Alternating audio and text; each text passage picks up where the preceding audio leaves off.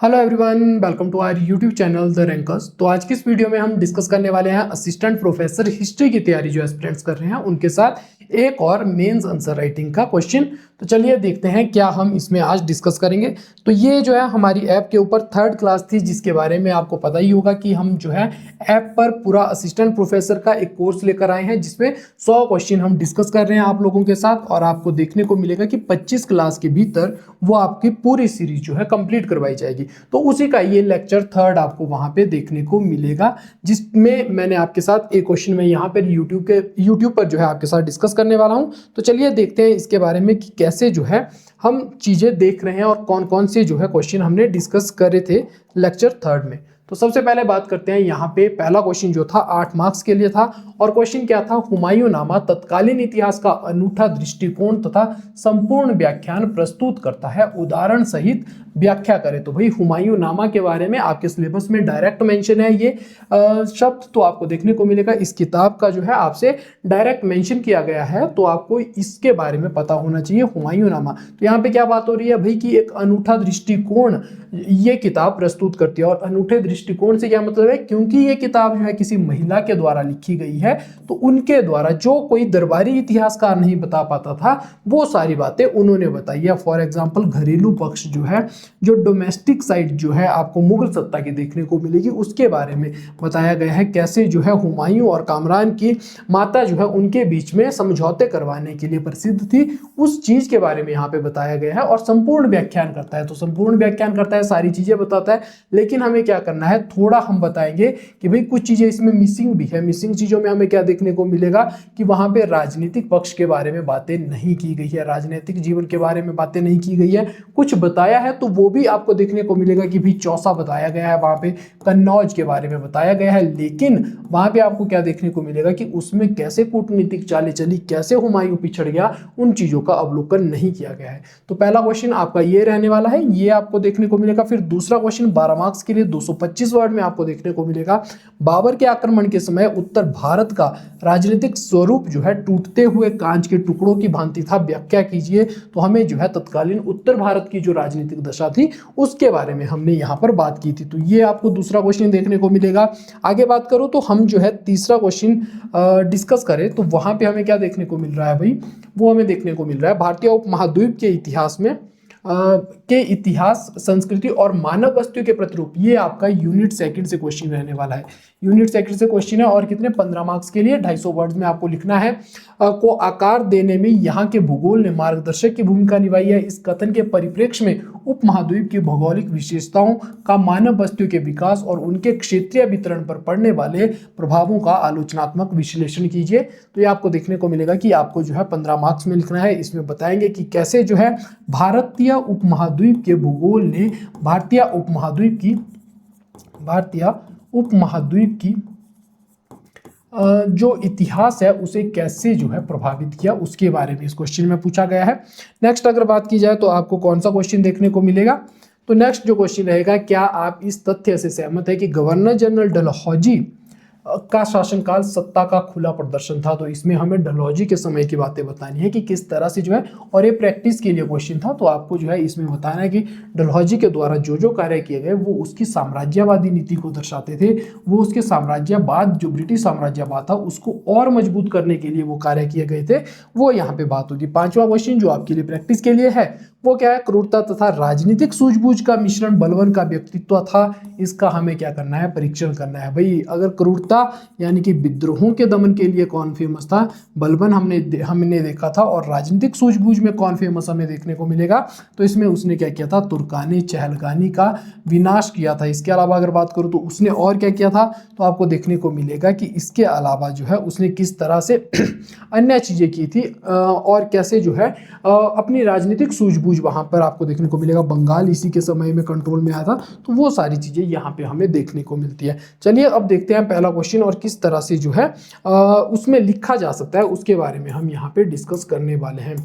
तो पहला क्वेश्चन क्या है? हुमायूंनामा तत्कालीन इतिहास का अनूठा दृष्टिकोण प्रस्तुत करता है। तो हमें देखने को मिलेगा हम क्या क्या चीजें जानते हैं हुमायूंनामा के बारे में। तो पहले तो हम यही जानते हैं भाई कि गुलबदन बेगम द्वारा लिखित है ये। गुलबदन बेगम द्वारा रचित है, जो कि हुमायूं की बहन थी। वो क्या करते हैं, तत्कालीन मुगल इतिहास की जो है वो बृहद स्तर पर जानकारी देते हैं। मुगल इतिहास हो या इसके अलावा संस्कृति आपको देखने को मिल रही हो, इसके अलावा कुछ उस समय के रीति रिवाज तथा दरबारी राजनीति की भी जानकारी यहाँ पे हमें देखने को मिलेगी भाई। तो ये हमारे इंट्रो के लिए जो है काफ़ी रहेगा, इतनी चीज़ें जो है हमारी इंट्रो के लिए काफ़ी है। तो इस तरह से आपको यहाँ पे इंट्रो में चीज़ें देखने को मिलेंगी। आगे बात करें तो यहाँ पे हम क्या क्या चीज़ें जानते हैं, तो हमें देखने को मिलेगा कि भाई हम कुछ चीज़ें जानते हैं किसके बारे में, तो इंट्रो के बारे में ही। यहाँ पे अगर बात करें इंट्रो के बारे में नहीं, बॉडी के बारे में बात करें, तो यहाँ पे हमें क्या चीज़ें बतानी होगी। यहाँ पे हमें दो तरह से चीज़ें बतानी है। पहले में तो हमें बताना है कि हाँ भाई ये क्या करता है, अनूठा दृष्टिकोण प्रस्तुत करता है। अनूठा दृष्टिकोण जो है इस किताब में प्रस्तुत किया गया है, क्योंकि ये एक महिला के द्वारा लिखी गई है। जैसे गामी बेगम जो है वो क्या कर रही है, वो आपको देखने को मिलेगा कामरान और हुमायूं में समझौते करवा रही है, तो ये हमें देखने को यहाँ पे मिल रहा है। इसके अलावा बात की जाए तो हुमायूं का जो चारित्रिक परीक्षण था कि हुमायूं कितना संवेदनशील था, कितना इमोशनल प्रकार का व्यक्ति था, उसमें हमें देखने को मिलता है कि चौसा का युद्ध जब होता है तो चौसा के युद्ध में क्या होता है, ये अपने परिवार की महिलाओं को और अपनी मंगेतर को वहां पे खो देता है। तो उसके बाद जो आते हुए ये रोने लगता है घर वालों के सामने और प्रायश्चित करने लगता है अपने कृत्य का, तो उसके लिए आपको देखने को मिलेगा कि वही वहां पर भी जो है इस बात का विवरण दिया गया है। लेकिन कोई दूसरा इतिहासकार इसके बारे में नहीं देगा, क्योंकि ये चीजें कौन बता सकता है, जो घर का करीबी व्यक्ति होगा वही इन चीजों के बारे में बता सकता है। फिर नेक्स्ट अगर देखें तो हुमायूं के अलावा यहाँ पे आपको क्या देखने को मिलेगा कि हुमायूं के भाइयों के द्वारा जो विश्वासघात उसके साथ किया गया है उसके बारे में चीजें यहाँ पे लिखी गई है। दरबारी राजनीति जो है किस तरह से पारिवारिक माहौल को जो है बिगाड़ कर रख देती थी, वो भी यहाँ पर बताया गया है। हुमायूं की शादी के समय कौन कौन से रीति रिवाज फॉलो किए थे वो यहाँ पे बताए गए हैं। और इसके अलावा आपको पता होगा कि जब हुमायूं बहुत ज़्यादा बीमार था तो बाबर ने क्या किया था भाई, उसकी जान बचाने के लिए खुद जो है अपना समर्पण करते हुए उसने कहा था कि भाई मैं इसके पलंग के चारों ओर चक्कर लगाऊंगा। तो पलंग के चारों ओर जो चक्कर लगाए गए थे वो वाली कहानी, वो सारी चीज़ें कहाँ देखने को मिल रही है, तो गुलबदन बेगम के इसी हुमायूंनामे में हमें देखने को मिल रही है। ये तो अनूठा दृष्टिकोण है भाई कि किसी दूसरी किताब में नहीं देखने को मिलता है। लेकिन साथ ही आपको देखने को मिलेगा कि संपूर्ण व्याख्यान में हम थोड़ा सा लिखेंगे कि संपूर्ण व्याख्यान जो है तो है इसमें तत्कालीन इतिहास की जानकारी तो दे रहा है, लेकिन कुछ चीज़ें मिसिंग है इसमें। जैसे कि अगर बात की जाए तो कौन कौन सी चीज़ें मिसिंग रहने वाली है भाई, तो संपूर्ण व्याख्यान नहीं है। क्यों संपूर्ण व्याख्यान नहीं है, और इसके पीछे का क्या कारण है, तो आपको देखने को मिलेगा इसके पीछे हम इसीलिए कह रहे हैं क्योंकि इसने राजनीतिक इतिहास की कमी है। इसमें राजनीतिक इतिहास की कमी हमें देखने को मिलती है। जैसे चौसा के युद्ध में तो बताया, लेकिन शेरशाह सूरी ने कौन कौन सी जो है कूटनीति वहां पे चली उसके बारे में नहीं बताया। हुमायूं की क्या कमियां रह गई उसके बारे में नहीं बताया, और उसका भी कोई परीक्षण नहीं किया कि भाई हाँ हुमायूं क्या चीज़ें अच्छी कर सकता था। लेकिन ज़्यादा हम उम्मीद कर रहे हैं, एक दरबारी इतिहासकार नहीं थे, बल्कि आपको देखने को मिलेगा इनका काम इतिहास लिखना नहीं, एक डायरी के रूप में ये चीज़ों को बता रही थी। तो हो सकता है हमारी एक्सपेक्टेशन इनसे ज़्यादा हो, लेकिन हमें ये चीज़ लिखनी पड़ेगी। दूसरा, प्रशासन के बारे में इन्होंने नहीं बताया, शेरशाह सूरी क्योंकि आपको पता है 1540 से लेकर हुमायूं 55 तक बाहर है, लेकिन शेरशाह सूरी ने किस तरह से काम किए उस समय उसके प्रशासन में, मतलब 5 सालों में उसने जो प्रशासनिक सुधार किए उसके बारे में चीज़ें यहाँ पे नहीं बताई गई है। तो ये सारी हमें यहाँ पे देखने को मिलेगी कि भाई कुछ कमियां भी हम लिखेंगे, लेकिन ज़्यादा जो है अनूठा दृष्टिकोण लिखेंगे और कहेंगे कि भाई हाँ संपूर्ण व्याख्यान जो है वहाँ पर दिया गया है, लेकिन कुछ जो है वहाँ पे संपूर्ण व्याख्यान वो पूरी तरह से नहीं है, कुछ कमियां हमें वहाँ पर अभी भी देखने को मिलती है। तो चलिए देखते हैं किस तरह से जो है क्वेश्चन लिखा गया है।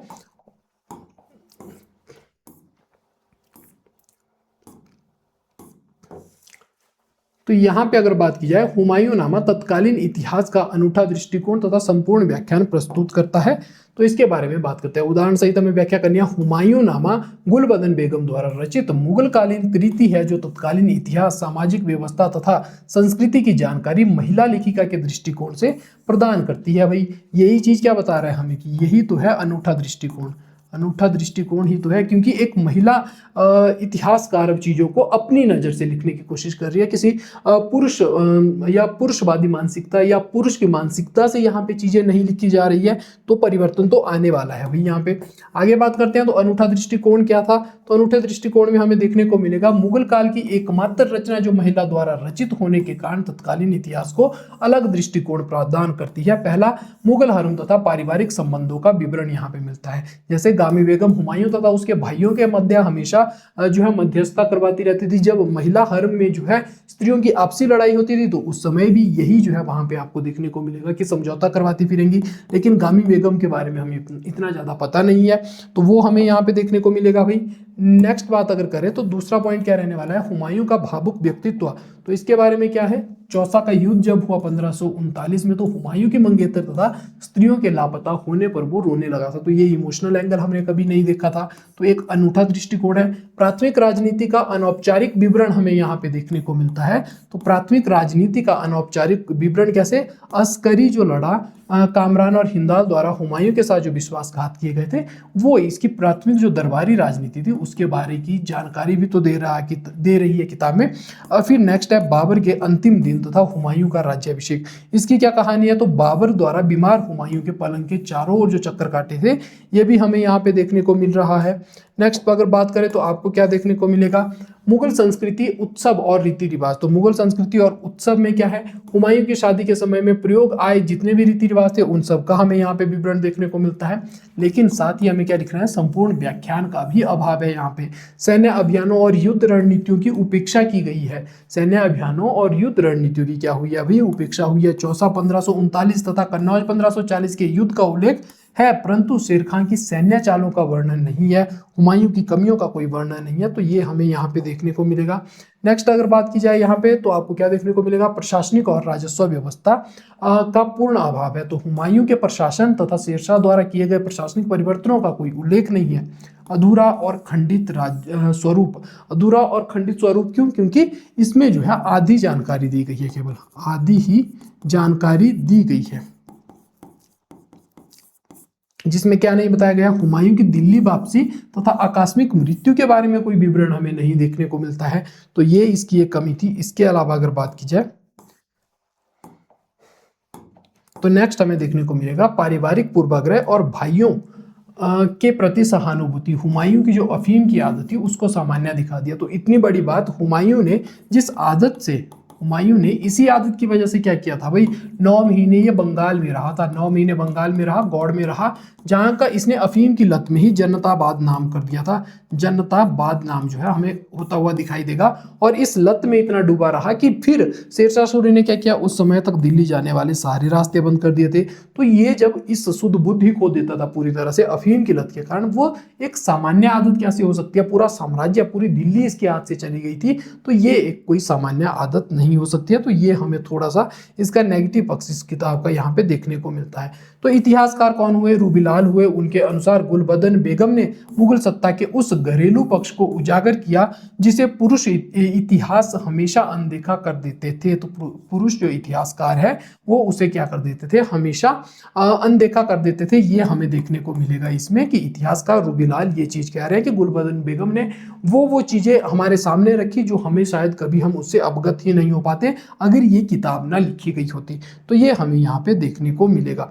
चलिए आगे बात करते हैं और आगे हमें देखने को मिलेगा सेकंड क्वेश्चन। सेकंड क्वेश्चन है, बाबर के आक्रमण के समय उत्तर भारत की राजनीतिक स्वरूप टूटते हुए कांच के टुकड़ों की भांति था। तो हम सभी लोग जानते हैं कि भाई उस समय क्या था। तो उस समय हम सभी को पता है कि इस तरह से भारत की अगर बात की जाए, यहाँ पे बंगाल था, यहाँ पे आपको क्या देखने को मिलेगा, विजयनगर साम्राज्य, बहमनी साम्राज्य, मालवा हमें यहाँ देखने को मिल रहा है, जौनपुर वाला देखने को मिल रहा है, यहाँ पे दिल्ली वाला क्षेत्र, और उसके बाद बात की जाए तो कश्मीर वाला क्षेत्र देखने को मिल रहा है। इस तरफ गुजरात हो गया, ऊपर आपको राजपुताना देखने को मिलेगा, सिंध मुल्तान इस तरफ देखने को मिलेगा। लेकिन पूछा क्या गया है, तो पॉइंट नोट कीजिएगा, उत्तर भारत की बात हो रही है। तो उत्तर भारत यानी कि विंध्य और सतपुड़ा से ऊपर रहने की कोशिश करेंगे, यानी कि बहमनी और विजयनगर साम्राज्य की ओर हम नहीं जाने वाले हैं।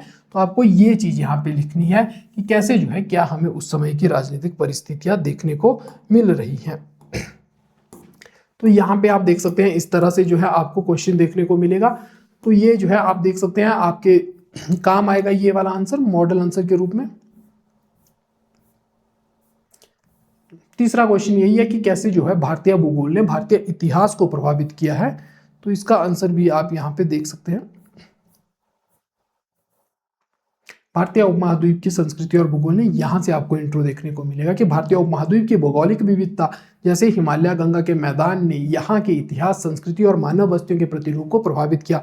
इसमें क्या है, आपको सिंपल सा थोड़ा सा क्या आना चाहिए था, आपको थोड़ा सा यहाँ पे आना चाहिए कि भारत का भूगोल आखिर कैसा है। तो आपको पता होना चाहिए कि भाई उत्तर में हिमालय है, यहाँ आपको क्या देखने को मिल रहे हैं, यहाँ पे आपको मैदान देखने को मिल रहे हैं, चाहे वो गंगा का मैदान हो, चाहे ब्रह्मपुत्र का मैदान हो, चाहे यहाँ पे आपको सिंधु का मैदान देखने को मिल रहा है, वो सारे राजस्थान का मैदान इस तरफ। यहाँ पे अरावली के बारे में आपको पता होना चाहिए कि कैसे मानसूनी हवाएं जो है यहाँ से सीधे चली जाती है दिशा बदल कर, मतलब समानांतर जो है पर्वत श्रेणी के चली जाती है। उसी कारण यहाँ पे अरावली में वर्षा नहीं होती, उसी कारण क्या बनता है, यहाँ पे रेगिस्तान बनता है। और वर्षा कहाँ होती है, शिवालिक हिमालय वाले क्षेत्र में, यानी कि हिमाचल वाले क्षेत्र में चीजें देखने को मिलेगी। यहाँ पे पश्चिमी पहाड़ है, तो कभी भाई यहाँ पे विदेशी आक्रमण नहीं हुए, कब तक, तो अंग्रेजों के समय तक यहाँ पे नहीं हुए। यहाँ से व्यापार बेहतर होता रहा, गुजरात से व्यापार बेहतर होता हुआ आपको देखने को मिलेगा। यहाँ पे डेल्टा क्षेत्र, जो नदियां हैं इस तरफ को बहती है, तो यहाँ पे डेल्टा क्षेत्र है, तो इस कारण आपको देखने को मिलेगा कि यहाँ पे जो है काफी बस्तियां इकट्ठी होती जा रही है। तो अगर थोड़ा आपको जियोग्राफी का नॉलेज है और इसके अलावा ये विंध्य और सतपुड़ा वाली बात, तो विंध्य सतपुड़ा जो है एक प्रकार से भौगोलिक सीमा बनाती थी, उत्तर की राजनीति को दक्षिण की राजनीति से जोड़ने नहीं देती थी। इसलिए आपको देखने को मिलेगा कि यहाँ पे अलग संस्कृति, द्रविडियन संस्कृति का उद्भव हुआ, तो वो सारी चीजें यहाँ पे लिखी गई है, तो आप उसके बारे में देख सकते हैं। यहाँ पे ये सारी चीजें आपको यहाँ पे देखने को मिल जाएगी कि किस तरह से जो है चीजें आपको लिखनी चाहिए। एक दो पॉइंट आप निकाल भी सकते हैं यहाँ पे, क्योंकि 250 वर्ड्स में मैंने बोला था लिखने के लिए, तो एक दो पॉइंट आप निकाल सकते हैं यहाँ से। बाकी ये अभ्यास के लिए कुछ क्वेश्चन जो हमने वहां पे डिस्कस किए थे, तो इनको भी आप जो है देख सकते हैं। बाकी अगर आपने अभी तक कोर्स को एनरोल नहीं किया है, तो आप हमारे साथ कोर्स में जुड़ सकते हैं, और सारी चीज़ें वहाँ पे डिटेल डिस्कशन और डिटेल सेशन जो है आपको देखने को मिलते हैं, जहाँ हर चीज़ हम बताते हैं, कैसे इंट्रोडक्शन लिखी जाती है, कैसे और चीज़ें होती है, और कैसे जो है चीज़ों को बेहतर बनाया जा सकता है। चलिए आज की क्लास हम यहीं तक रखेंगे। आई होप आपको क्लास या क्वेश्चन जो मैंने डिस्कस किया वो बेहतर लगा होगा। Thank you so much, bye.